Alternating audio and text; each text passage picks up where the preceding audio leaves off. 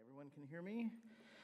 Well, thank you very much for that warm welcome, and I'm very grateful to have been invited to be the keynote at Konsoll. It's a real pleasure to be here. The last time I was in Bergen was in 1968. And I don't know if it's changed or not because I don't remember very much about it, except that I was, as a child, taken to buy cooked shrimp in the fish market, and we sat on the edge of the harbor with our legs hanging over and ate the shrimp and threw the shells into the water. You can probably still do that today, but that's as much as I remember. So today's talk is sort of a grand vision, if you like, of the future of computer entertainment to 2050, just looking out to see what I see ahead and some ideas about that. It's a bit vague. It contains nothing of any immediate practical value, but it may tie into some things that we'll be hearing later on. That some of the things that I'm going to talk about, Luke Dicken is going to elaborate on in his talk tomorrow. So I'm going to be discussing three perspectives on the future of video games. Technological advancement, which is the most simple and obvious, of course. Demographic and market changes, and then the sort of the bluest of blue sky is how the medium is actually going to develop aesthetically, looking at it as an art form. So we'll begin with technological advancement. And I'm going to start with trusting that the sound is working. I'm not hearing anything. Well, we'll just have to see if I get sound here.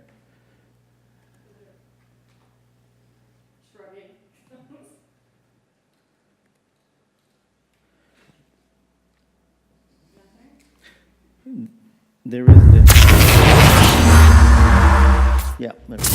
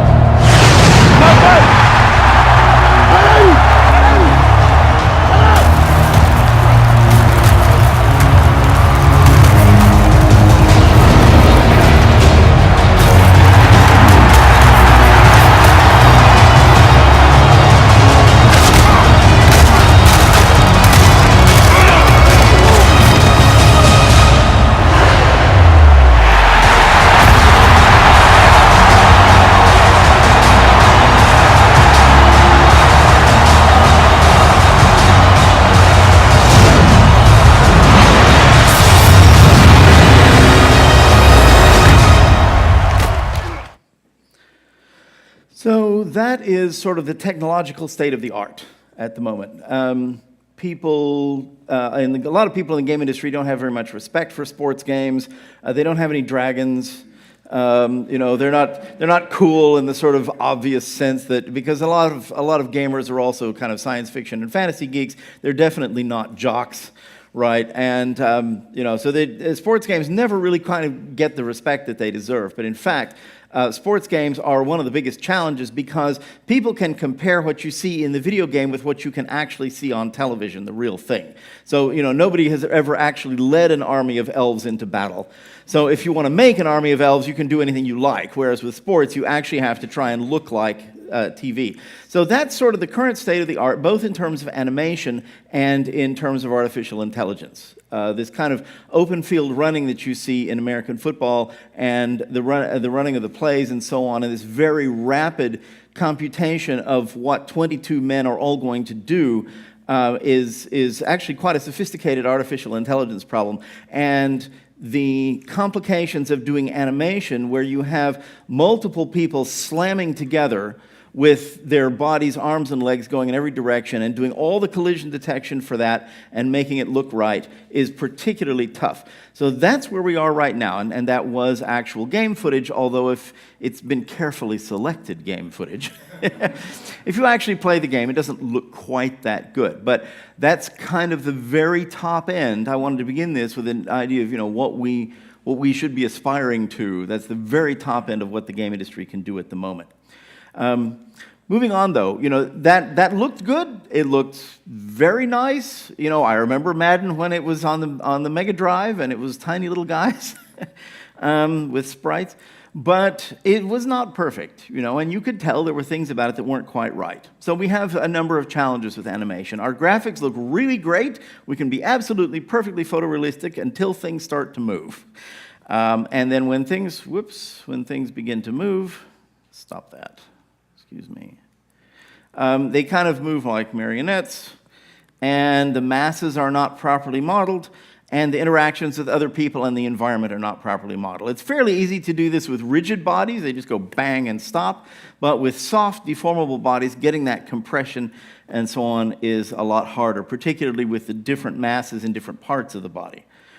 So we need some additional techniques that we'll look forward to doing in the future, a technique called inverse kinematics. And this has, it's a process that produces more realistic interactions with the environment. So for example, excuse me, I'm talking rather fast, and I'm going to have to hope that's okay. Ordinary sort of computer animation, you have a standard pre-built animation that you simply run. It's just an animation is essentially kind of a little movie clip that lasts for a half a second or whatever, and you run. And if you want to pick up a bottle, you move the character near to it, and you run the pick up bottle animation. And if the character is in the wrong place, then you get this. And then suddenly the bottle kind of magically jumps into their hand, and it doesn't look right. Well, with inverse kinematics, what you do is you, instead of computing it or planning it out in advance, you compute it on the fly. So you look at where the bottle is, you look at where the hand is, and you design an animation during play that moves the hand to the bottle and picks it up. And then if I happen to be here, it makes the necessary changes to all the joints to do that. So that is called inverse kinematics, working back from the bottle. True locomotion is another technique that we'll be using in the future, properly modeling the physical forces of movement, friction, and so on. So the movement of the character across the field, across the pitch, is modeled with the way their feet are actually pressing on the ground. Right now, once again, this process of running, we simply do a run animation, and we move the character across the screen. If the run animation does not match the speed of the character moving across the screen, then you get the well-known ice skating phenomenon, where the movement of the legs does not conform. So true locomotion will solve this because it will actually compute the foot pressing on the ground. And proper further research on the interactions of non-rigid bodies, so things that deform when they collide, proper transfer of kinetic energy. One of the most complicated things to simulate is cloth. Cloth is soft, it deforms, it moves, it can be compressed and spring back. It requires a great deal of CPU time to get cloth looking right. The movies can do it without any problem because all their stuff is pre-rendered.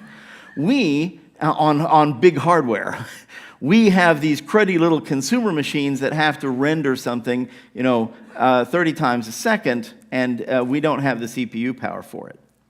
So this is kind of just a slide that shows how inverse kinematics works. You figure out where the thing is that you want to interact with and work it out backwards from there. Then moving on from animation, there are certain artificial intelligence challenges that we face. Intelligent opponents, of course, that's the classic. We've been working on that since Arthur Samuel's checkers playing program in 1954. But intelligent teammates or companions, which is actually harder than intelligent opponents.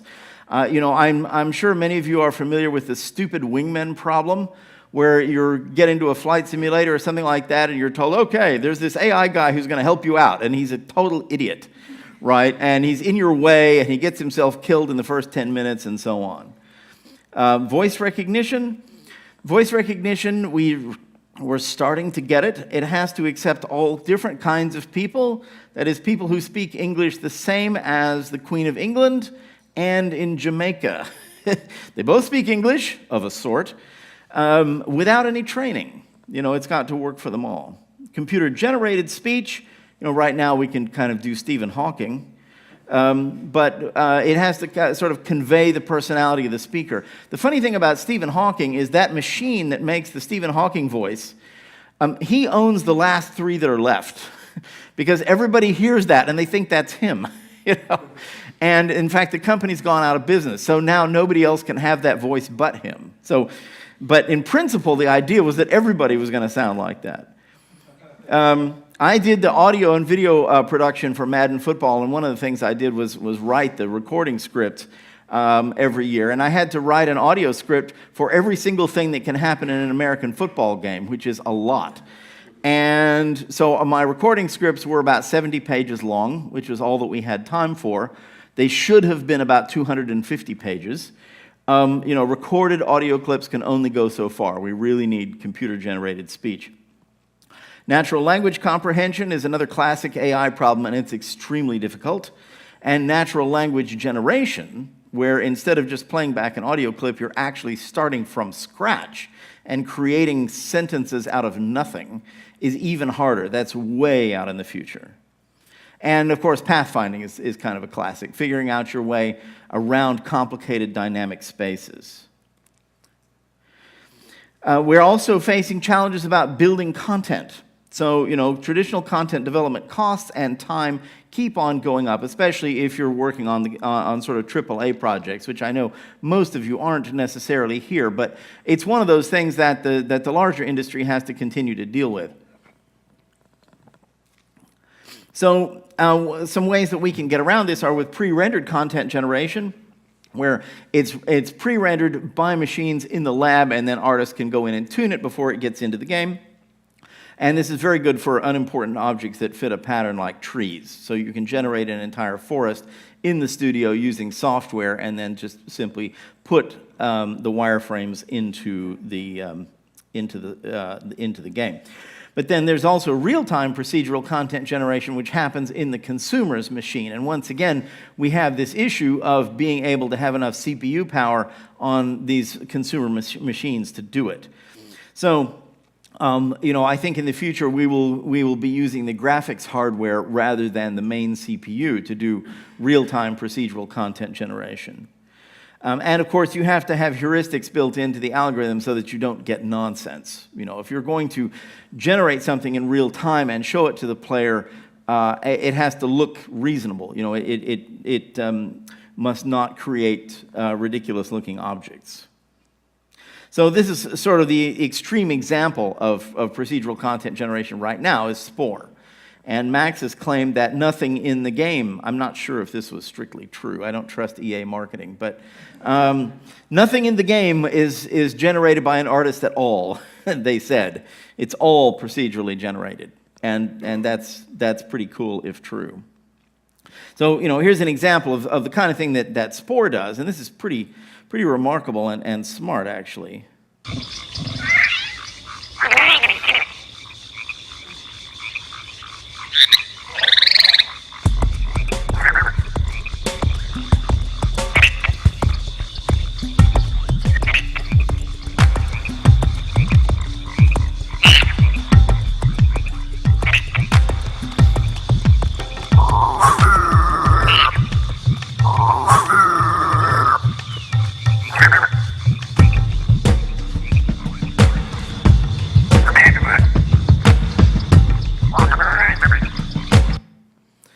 So, in Spore, somebody was able to create this creature, and they could add legs and remove legs and add arms and mouths and all kinds of other things as much as they wanted to.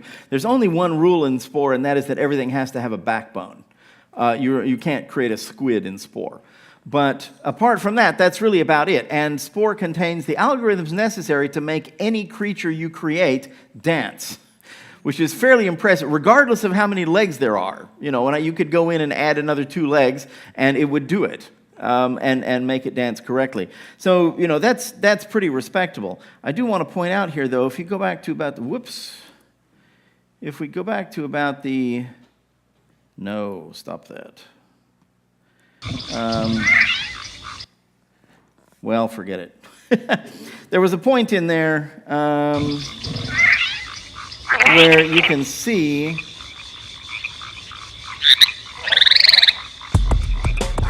it's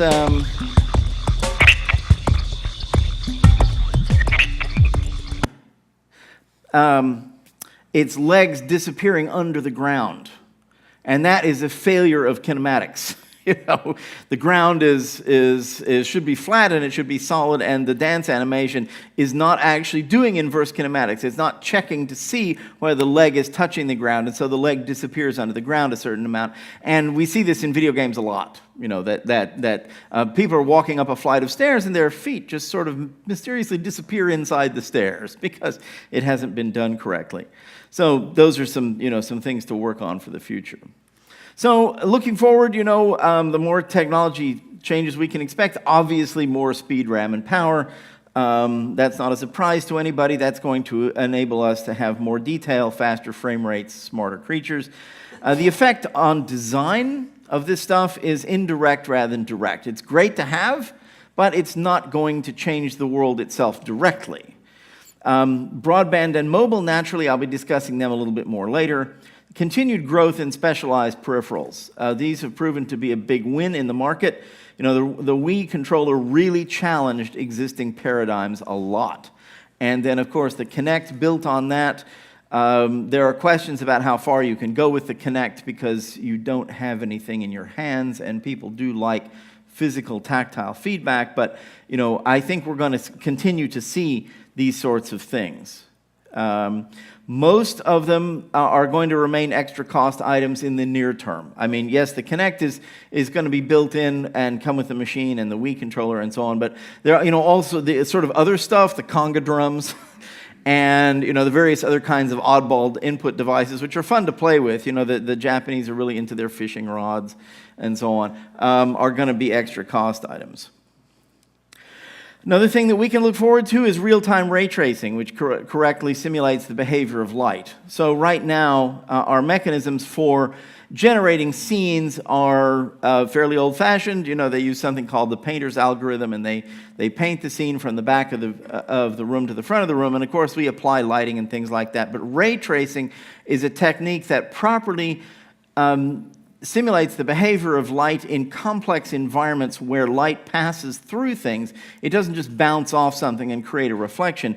It actually passes through and changes direction. So a scene like this, in which you have glass and glass full of water that causes light to bend and so on, is very, very complex and difficult to render. And not very long ago, this sort of scene would have taken several hours to render. Nowadays, it would probably take several minutes to render. In the future, I think we're going to see real-time ray tracing, and so we'll be able to do this, in a fraction of a second. And that's going to make our visual environments just that much richer. We might also see the development of actual artificial intelligence hardware. We've had a couple of decades now of graphics acceleration, which has been really great. But it's kind of limited to graphics at the moment. So we might start to see hardware that you can offload AI problems to a special chip for things like neural nets or other massively parallel processors. People are starting to use graphics chips and the massive parallelism in them for things like cryptography. So we could see that being used for other sorts of things as well. This will enable improved computer vision. As I say, GPUs are already being used for parallel processing. Natural language processing chips, that's another complicated problem that it would be good to offload and get out of the CPU. And in fact, there's a company that is developing pathfinding hardware, a chip called the AI-Seek chip, and I've got a little movie of it too. So it's always sort of tricky. Well, that was clearly the wrong thing to do. All right, where is my...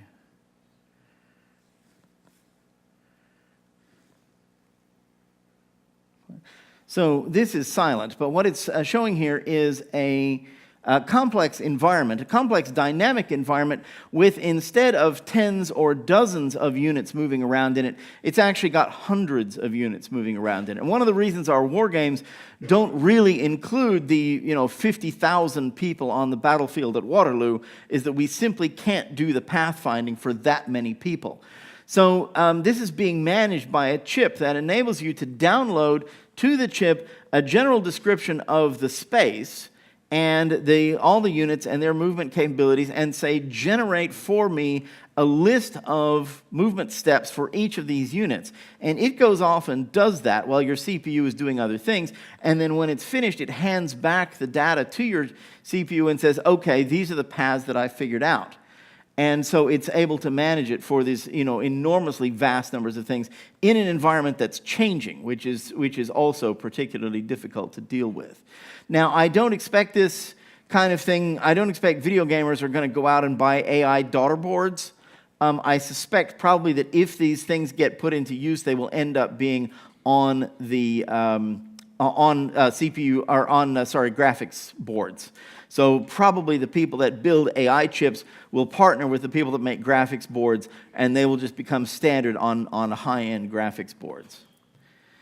Now, can we proceed? Yes. So the next sort of question to think about is virtual reality, because everybody's always very excited about virtual reality. And pardon me, once again, I seem to have gotten myself into a technical problem. So everybody's very excited about the Oculus Rift and so on, and I remember virtual reality when it first came into the video game industry about 1995 with the Nintendo Virtual Boy, which everybody thought was going to be really, really cool, and then it sucked. The prices were too high and the quality was too low.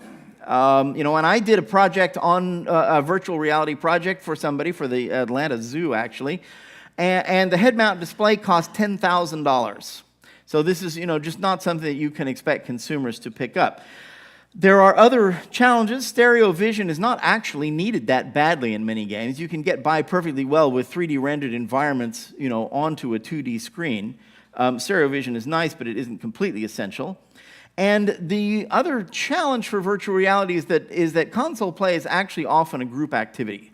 VR is isolating. If I'm in my living room and I'm playing Madden, the right way to play Madden is with a lot of chips and a lot of beer and a bunch of guys and doing the high five and talking smack and all the rest of that kind of thing. And you can't do that when you're enclosed in goggles and headphones. You try to do a high five and miss because you can't see each other.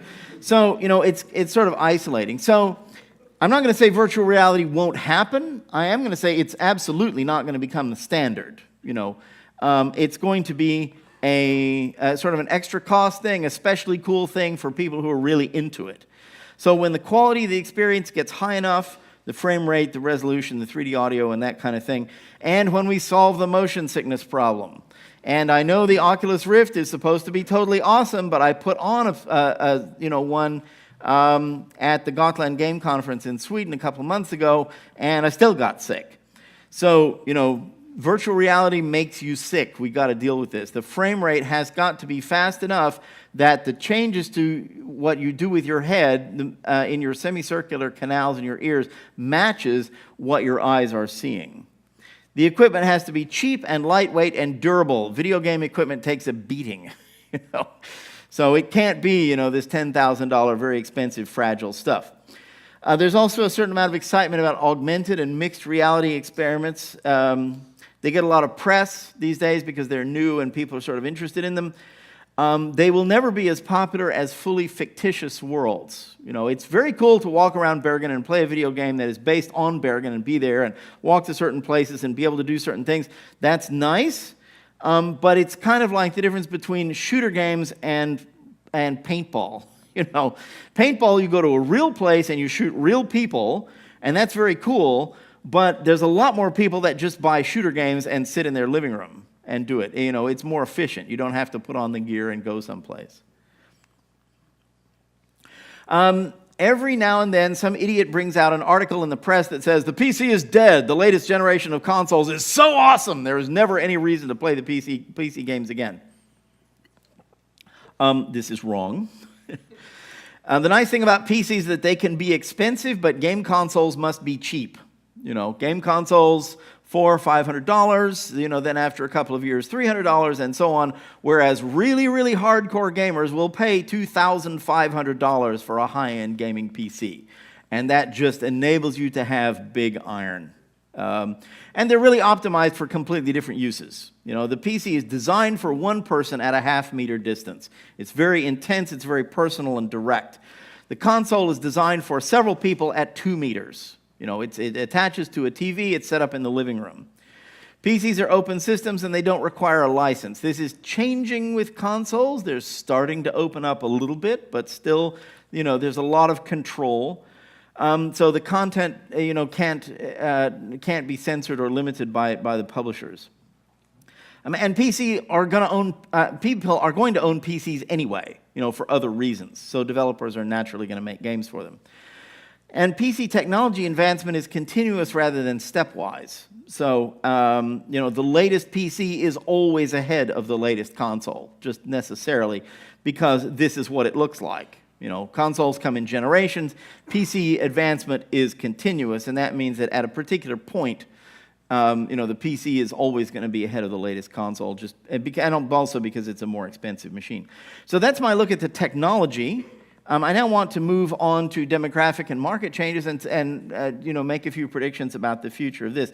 And one of these is selling into other cultures, because we're definitely interested in the developing world and looking at opportunities to sell games outside our traditional sort of North American, European, Japanese markets. So one of the things that's going to happen is that people are going to want their own local forms of entertainment. And, we see examples such as Bollywood movies in India. India makes enormous numbers of movies that never leave India. And they are more popular in India than Western movies. And the Japanese comic books, there's the whole manga culture which does not exist or does not transfer over to the United States.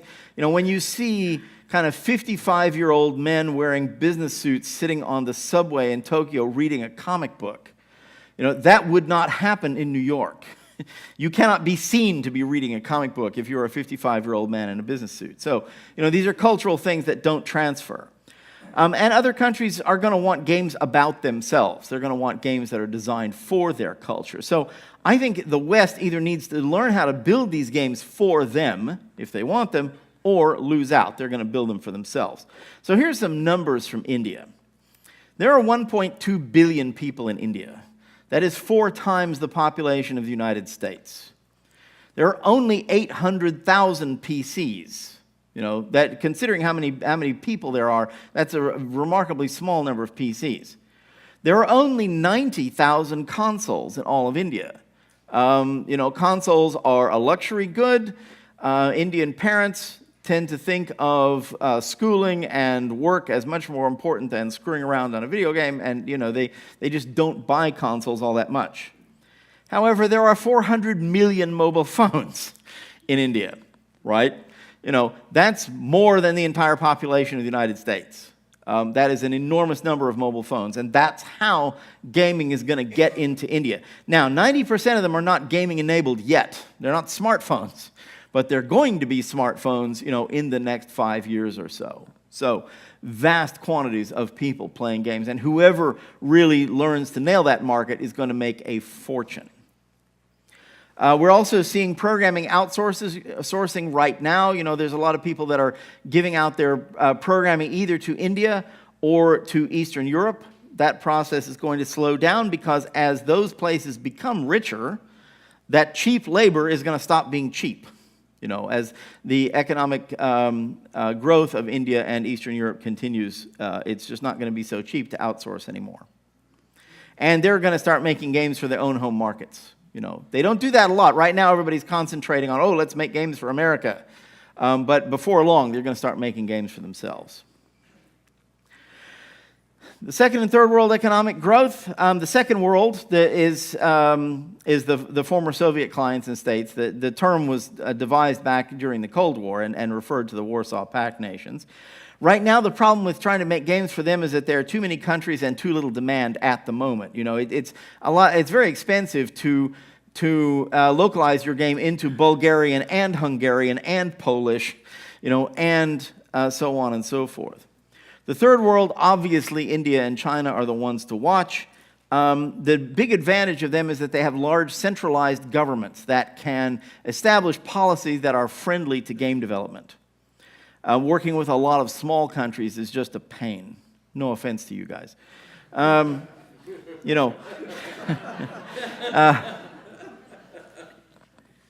bigger populations are going to buy more stuff. Those that are farther behind are going to advance faster in percentage terms. The rate of their growth, when India starts playing video games, is going to go like this, right? Whereas, when the West is already up here, but its growth is a lot flatter. After the third world, we're going to see growth in the Islamic world, in Southeast Asia and Africa.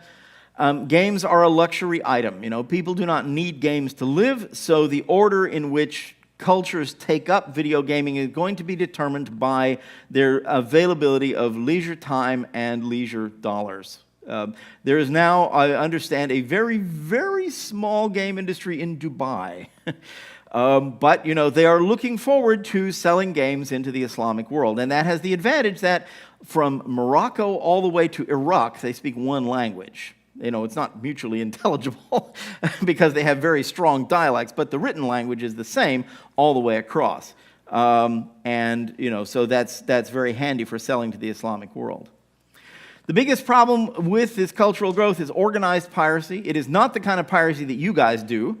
It's big-time, serious organized piracy. There are gangsters in Taiwan who will actually kill people for a gold master. And so we need 4 things to beat organized piracy. Governments have to acknowledge and support the concept of intellectual property rights, which is still, a bit vague in parts of the world. They have to formalize it through legislation. They have to actually enforce this through, not just pass the legislation, but enforce it. And the population actually has to believe that piracy is wrong. During the Cold War, Eastern Europe had no issue at all with pirating Western software. They were the evil imperialists, and they didn't care. They just copied everything. So, we are hoping that those attitudes will begin to change. Digital rights management does not work. It's just crappy at the moment. It's inconvenient. It often breaks. You buy something and then people turn off the server. So we need new business models that don't depend on digital rights management. And, service-based gaming is obviously one of the big ones. Or, free-to-play gaming where bonus items cost money, or it's a subscription model, or any of the new business models are much more resistant to piracy because, you have to keep paying in order to get the content and continue to play. So that helps a lot. The Dungeons & Dragons Online, when they stopped charging people for it, they got 5 times as much money. Now, think about that. Here it is free. Play all you want, no problem. Doesn't cost anything anymore. And suddenly you get 5 times as much money. That's fairly amazing. So, it's the effect of these new models. Western markets, shifting demographics here. This is very significant. We have an aging player base. Believe me, I'm here to tell you. The average age player is now 35, and this number is rising. And that means that 50% of all players are over 35, which runs counter to the traditional stereotype that Lynn mentioned. Older players want different experiences. They don't have the hand-eye coordination. I've now blown up so many aliens in my life that I'm kind of tired of blowing up aliens, and I'm interested in some other things.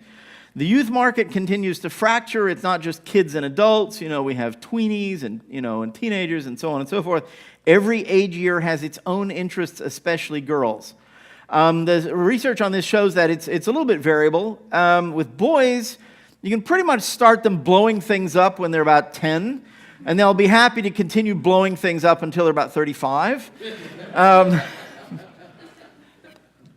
But girls' interests change rapidly while they're children. And women have arrived as game players absolutely in force. They are now a significant percentage of the market. 40% of the players are female, and there are now more adult women playing video games than teenage boys, which is, again, another thing that completely turns our old traditional understanding of who video games are for on its head. That's a lot of female players.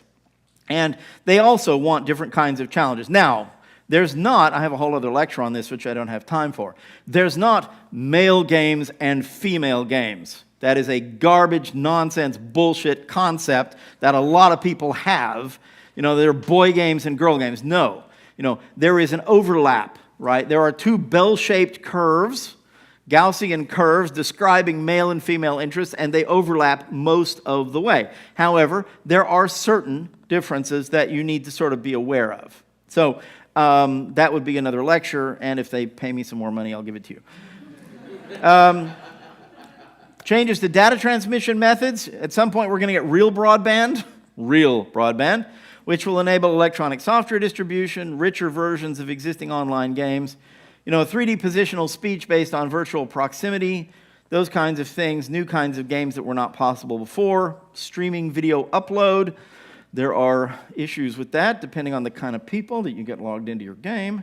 And of course, mobile entertainment. Right now, there's sort of this tug of war between formats. Oh, a tablet, a phone, an iPhone, an Android phone, and so on and so forth. A Nintendo DS, There's growth in mobile entertainment, but it's not explosive growth. It's rapid growth, but it isn't just, completely insane.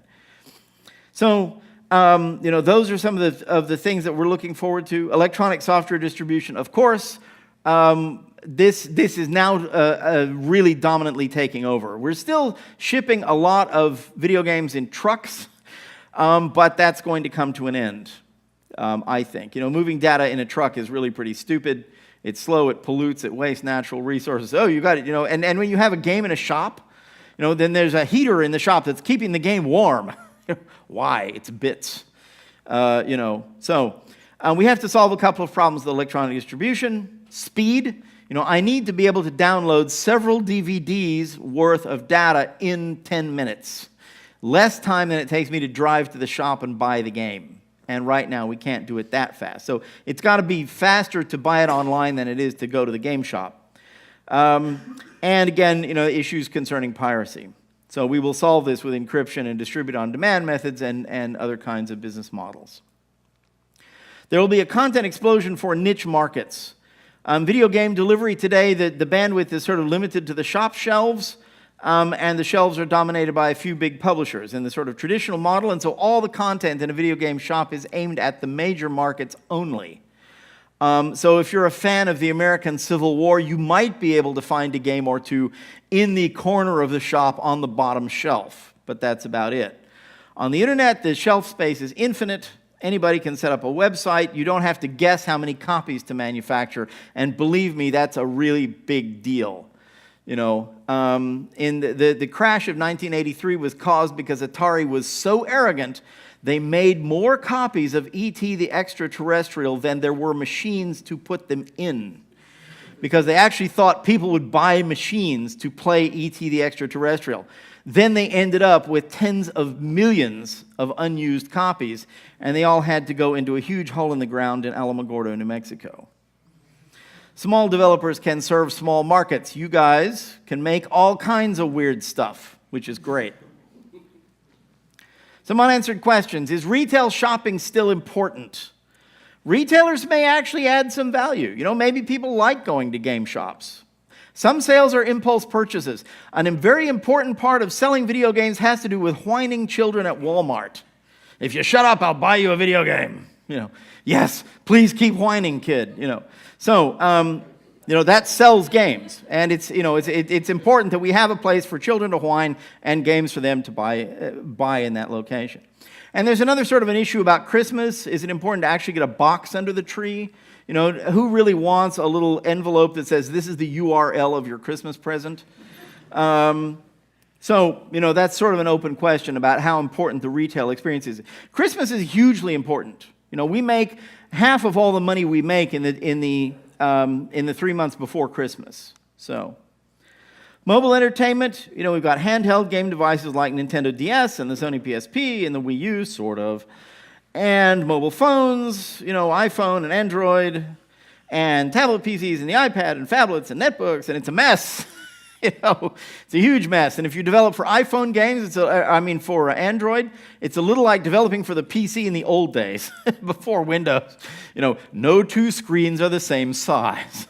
You get no guarantees at all about the speed of the CPU or how much RAM there is and so on. So it's kind of a muddle with mobile entertainment. It's important and it's going to grow rapidly, particularly in places like India and China, as I said, but it's not still not trivial to do to add technically to get that done. Personally, I think that what's going to happen is that mobile phones will not drive out other devices. You know, there's been a few idiots online who've been saying, oh, now that we have tablets, nobody's ever going to play a PC game again. Well, no, because a PC can have a CPU this big. It's like, the size of most of the tablet. It's big iron. And, it's simply offering a different experience. So mobile phones are not going to drive out other devices. Other devices will absorb mobile telephony. So just like every single object you own now contains a digital clock, right? Someday everything will contain a mobile phone. And, I was really kind of disgusted when I found out that the iPad did not have mobile telephony in it. It's like, why not? It's totally obvious. Why would you do that? I think if they're smart, phone manufacturers will license their technology to other device manufacturers rather than competing with them. And I think, this is a smart thing that Nokia did, is, by letting themselves be taken over, then that telephony hardware can end up in all sorts of other devices. Finally, moving on to the third area, and I know I'm running a little low on time, the aesthetic development of the medium. This is kind of the farthest out blue sky stuff. Graphical realism is no longer the primary way that we sell video games. It used to be. We would make a game, and then 2 years later, we would make the same game again with better graphics, and we'd say, oh, this is, buy the new game. It's so awesome. It looks so much better. But the rate of graphical improvement is slowing down. As I said, we can already be totally photorealistic as long as things don't move. And so it's no longer the primary selling point, and we have to attract customers in new ways. Visual design innovations, moving beyond photorealism, looking for new art styles, game design innovations, looking for new ways to play, new kinds of games that are about different things. We really need groundbreaking innovators in all sorts of areas, in sound, in music, in game design, in graphics, in animation, and so on. The analogy I like to use is what happened with Impressionism. Before Impressionism, painting was largely sort of photography. The point of painting was to realistically render an image of a place. And the Impressionists came along and they said, well, we're not going to realistically render it. We're going to give you a sort of a vague impression of it. And the French Academy was shocked to death. This isn't what painting is for. This is garbage. We're not going to let you show our games, show your paintings in our academy because it's so outrageous. And so they were banned. And they had to hold the first Impressionist shows in a private house because they were so horrifying. And we need to do that.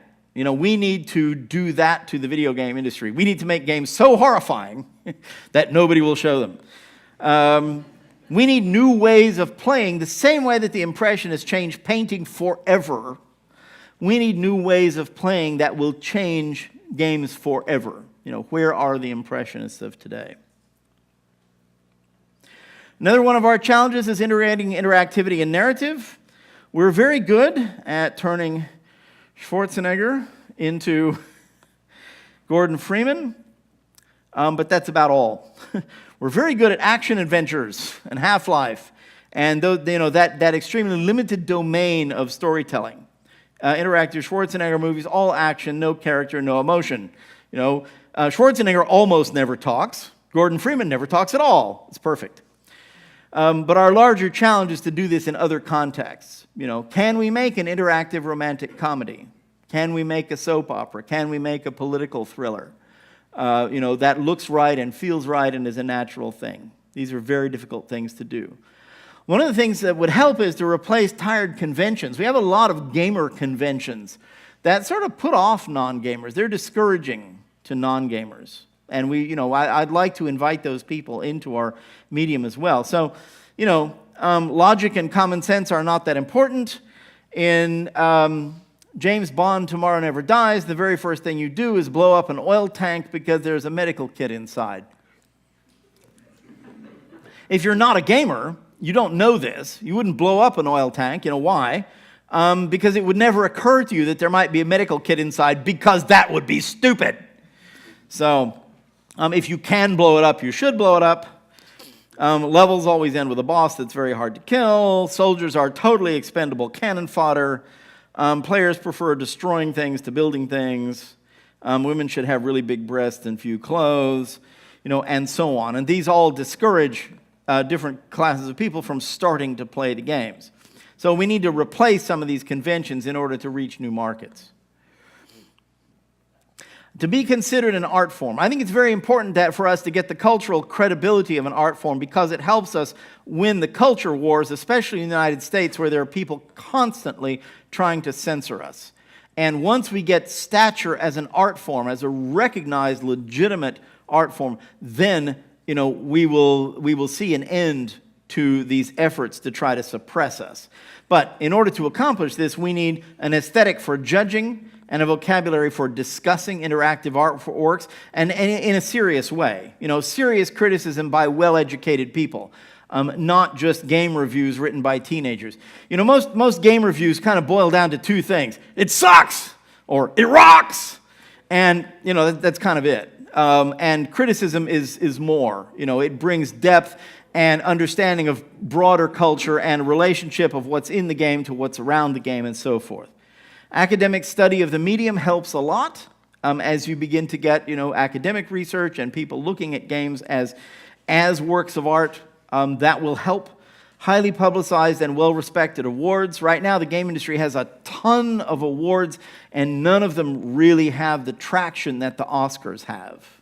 So that enables you to put these things up and say, look, this is the best of what we have to offer. This is the stuff that impresses us. And, that makes people sit up and take notice. Now, speaking as a game designer, I, of course, would like there to be a cult of personality around just the way film directors have a cult of personality. But the fact is, it's not just about egotism. Art requires an artist. You need to have somebody that you can admire, right? And so, by concentrating on particular individuals, that will help. Now, I realize that in game development, it's not like film. In film, the director is absolutely God. And if he doesn't like your face, he just says, you're fired, and that's it. And gaming is much more collaborative, and it's kind of unfair to give Peter Molyneux all the credit for what all the people who worked for him, poor bastards, actually had to do. But on the other hand, I think Peter Molyneux has gone a certain way towards helping us be recognized as an art form simply because he's such a highly visible public figure. And so has Will Wright and Sid Meier and these other people. And I think that's actually good for us, even if it's not fair. The industry does not do basic research, I'm sorry to say. Academic research offers a lot of exciting possibilities. Technical possibilities, graphics, AI, game algorithms, computer-human interaction is a really big area. See, the game industry, it started off small by a bunch of people working in their bedrooms, and they were not serious about things like testing or usability. And even today, a lot of game companies don't really get serious about usability. One of the few companies that does is Microsoft, and the reason is because they're not actually a game company. They're an engineering company that builds products for people to use, and so they understand about usability. But game developers don't, and that's a place where the academy can help us. Aesthetic research, the whole ludic narrative thing, art, music, play, and so on. And best of all, academic research does not have to be profitable. You can study all kinds of weird stuff and make it available to the game industry and provide them with useful stuff without having it be able to generate any money. So, video games in 2050. We're now 35 years out. Well, if you look back, the game industry is also about that old. In the last 30 years, how we play hasn't really changed all that much. You have the handheld or the mobile on the bus to school. Or whenever you have a little bit of spare time, you have the console in the living room, you have the PC in the home office or the kid's bedroom. These physical locations actually define how you use these machines. The PC has to sit on a desk. It has to. It has to have a keyboard. And so that is going to define. It's 30 centimeters away and so on. Whereas the console is in a different part of the house. So the convergence between these things will be partial but not total. A computer monitor is always better than a TV. It's just a more expensive device. It has smaller pixels and so on. Handhelds will never contain the best hardware, because, like I say, the CPU in a PC is about as big as a mobile phone. So, and a PC is a bad machine for group local play. It's on a desk. It's just not designed for multiple people to look at once. So we're going to continue to have these things in their own spaces. So there will be some convergence, but not total.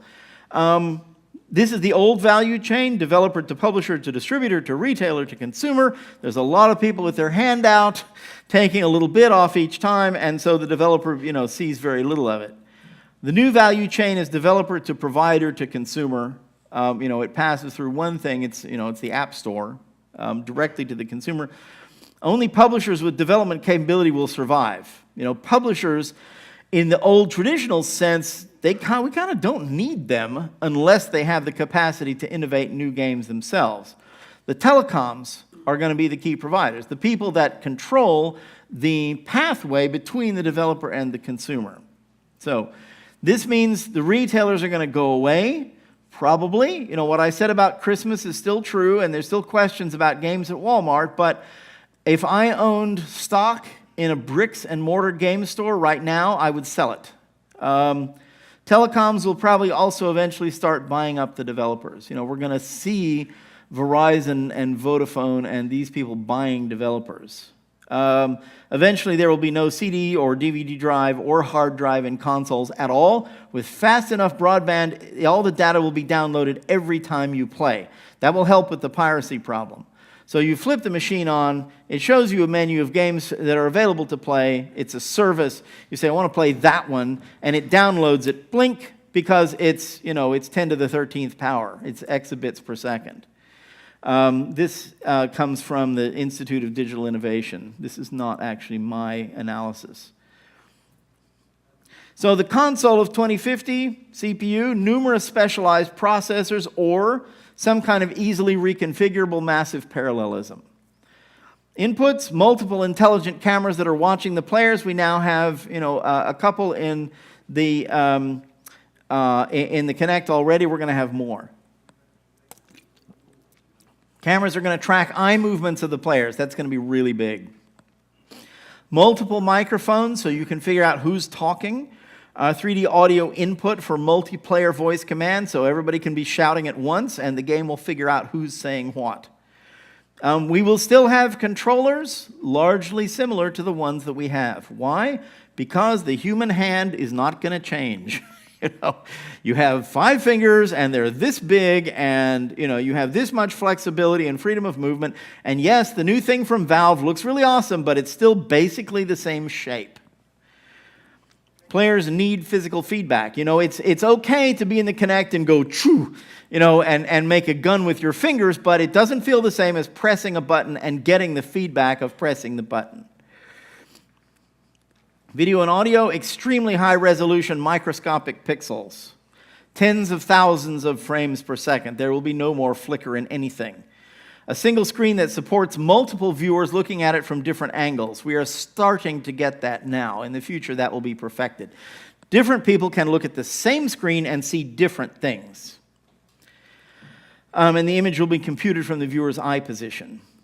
Stereo vision without glasses. So the Nintendo DS is kind of a start on that, the 3DS, but of course they're already saying, well, you better not give it to kids or it'll screw them up. So, there are still issues about that. Eye tracking will solve this. Audio, fully 3D and thousands of channels. Right now we're limited in the complexity of the environment that we can create by the number of available channels. And we'll have a lot more channels in the future. Exabit broadband, currently we're about 10 to the 6th, 10 to the 18th. Instantaneous upload, download, save. Call of Duty Modern Warfare, blink, there it is. Cameras will upload images. Players can customize them. You can dress up as an avatar and show yourself in it. You can exclude private content so that you show only yourself and not the rest of your house. No local storage. All games will be a service. This makes a lot of us old-timers go, ugh, that doesn't feel good. I want to buy the game and have it be mine. But, I think this is probably the way of the future. Local storage will still exist on PCs. A few popular fantasies I'd like to address here. The all-over virtual reality bodysuit. This is kind of a thing that nerds love to speculate about. It has hot and cold sensors and can make you feel like you've been stabbed and things like that. Maybe as a very high-end option for fanatics. The problem with it is you can't just pick it up and play it. You have to put it on. It's like getting into a scuba diving suit, right? And the other thing is you have to have it cleaned all the time. And it's going to be very expensive to clean the all-over virtual reality bodysuit, especially if the primary thing it will be used for, which it is porn. So, jacks into your brain. Like in The Matrix. Wasn't that awesome? All these people had jacks into their brain, and they had a whole universe that was created for them by a jack in their brain. That's so great. Only nerds think this is a good idea. If you go out onto the streets of Bergen and you walk around with a clipboard, "Excuse me, sir, I would like to know if you would like a jack in your brain, because then the video games will be totally awesome." They will call the police. Not in 50 years. Biology is harder than electronics, for one thing. There are 35 years.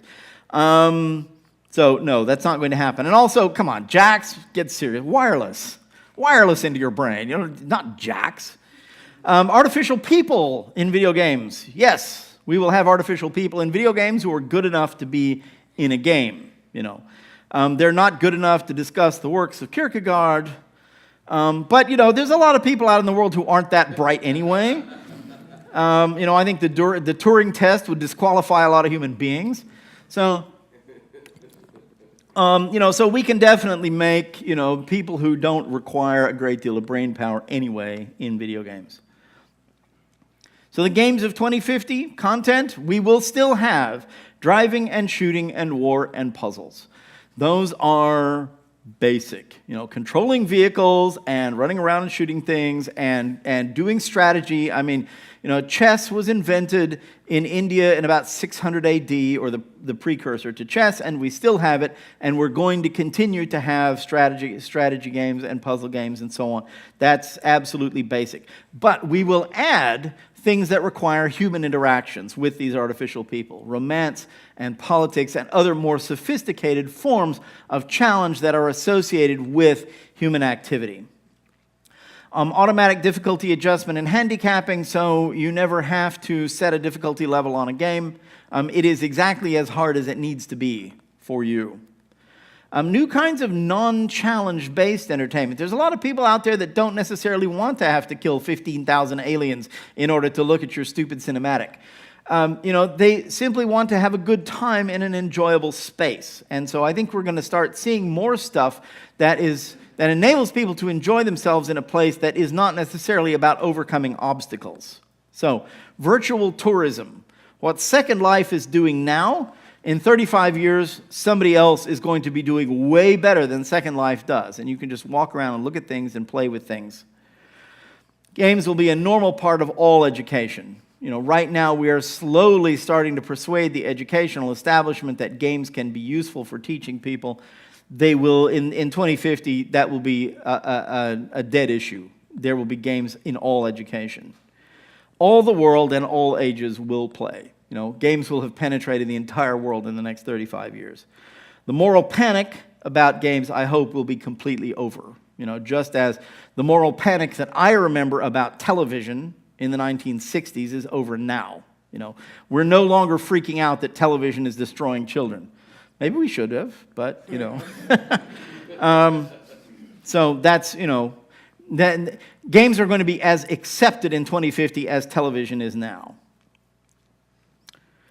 So, it's not really about the tech. I mean, we look forward to the future and we think about the technology, and that's very fun for those of us who are old programmers or who are current programmers, and how great this awesome hardware is going to be and all that kind of thing.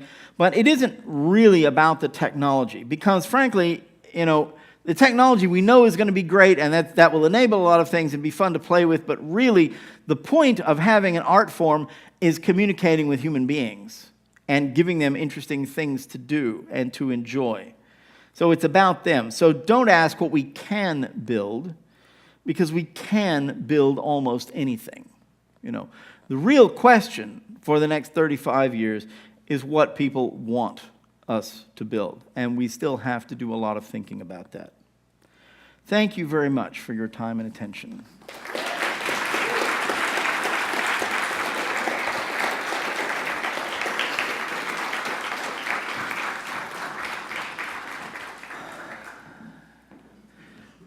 Okay, so do you want to take some questions? I will take some questions if there's time, but I'm already over by 7 minutes.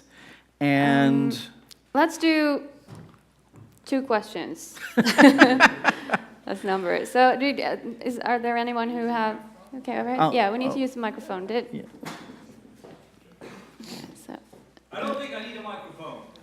It's for the people watching the stream and in the other room. So there's an overflow room. Yeah. Okay, Thomas.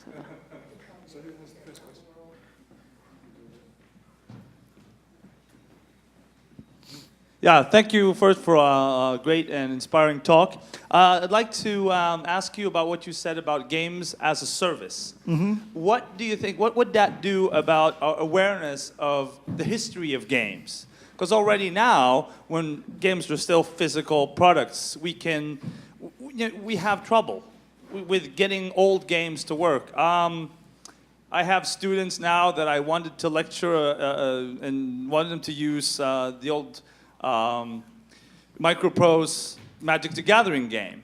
And we're having terrible difficulties getting that to run in an orderly fashion.